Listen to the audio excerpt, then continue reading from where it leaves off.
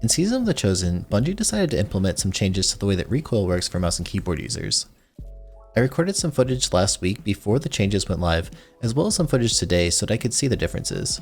Honestly, in the game, I didn't really notice much of a difference at all.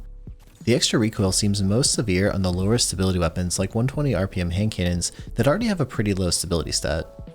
I've mentioned in the past a few times that I felt like having the higher stability stat on a 120 hand cannon really did help quite a bit with those follow-up shots, and I think after these changes, this is even more true than before. For other weapons that I tested, I really didn't notice much of a difference for most of them. Keep in mind though that the footage you're about to see is with me clicking as fast as possible and not attempting to control the recoil at all.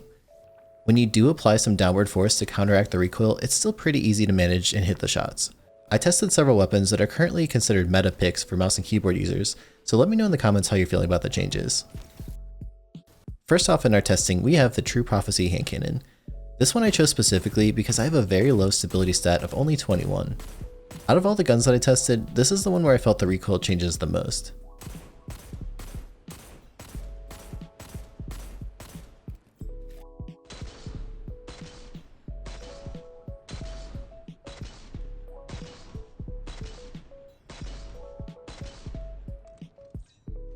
Next up is the Criminal Stagger, and the roll that I have has a pretty high stability stat with 53.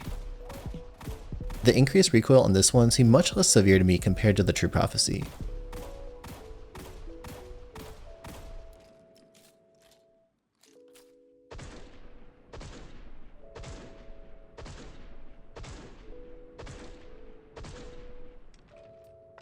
Next up we have the Hawkmoon with a pretty high stability perk setup. This one has a stability stat of 76, which is on the high side. Honestly, this one felt almost no different to me. You can see in the side by side, the recoil is pretty similar.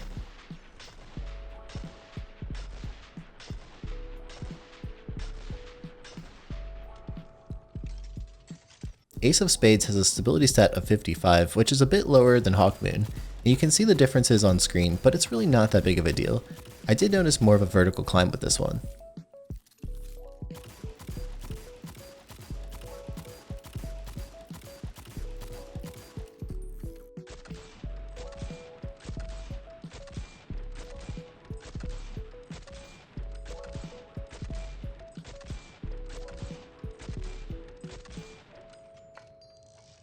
In my opinion, Sturm is currently one of the best feeling 120 hand cannons with a stability of 56.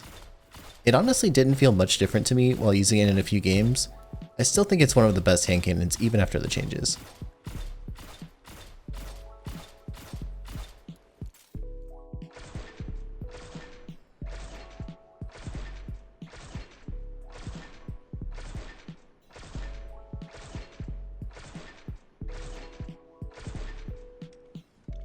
Next up, I wanted to test some pulse rifles.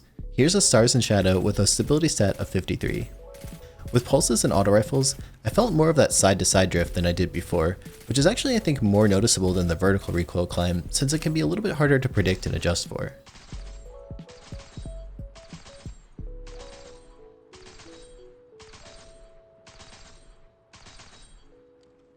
The same is true for Vigilant Swing, which also seems to kick harder from side to side now than it did before.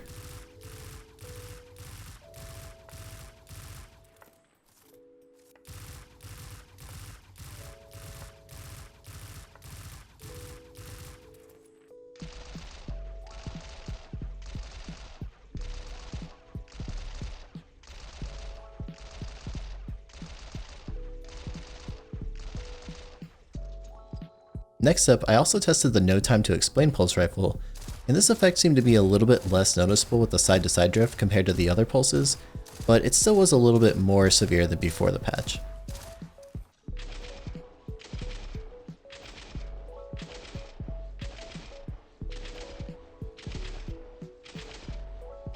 Moving on to auto rifles, I also tested my near max range roll of Gnawing Hunger, which has a stability stat of 49. Here, I did notice a bit more vertical climb and side-to-side deviation compared to before, but again, this is without recoil control, and when you do pull down a little bit, it's still very easy to hit your shots.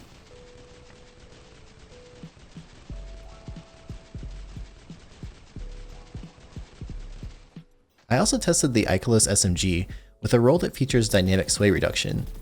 As you continue firing, you can feel the DSR perk kick in a little bit more than before, and it really does seem to help with that increased recoil, but overall the changes just aren't that noticeable.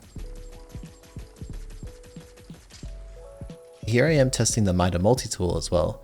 The increased vertical climb here did seem a little bit more substantial, but again, this is without any attempt to control the recoil.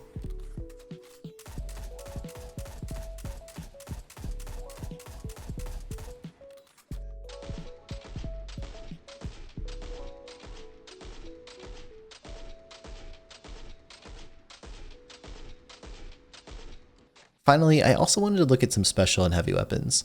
Here's the adored sniper rifle firing 2 shots back to back as fast as I could click. I also tested cloudstrike in the same way, firing 2 shots back to back as fast as possible. I really didn't notice much of a difference with either sniper. I also recorded a clip with a machine gun commemoration. In my before footage, it seemed to kick really heavily downwards, which makes the difference seem a lot more drastic than it probably really is. I think this was simply a lucky recoil pattern in the before footage, and I would definitely take this one with a grain of salt. So let me know what you think. Are you noticing the extra recoil much? Personally, I barely noticed it at all when playing some actual PvP games, but I'm curious to hear what you think. That's all for now. Catch you guys next time.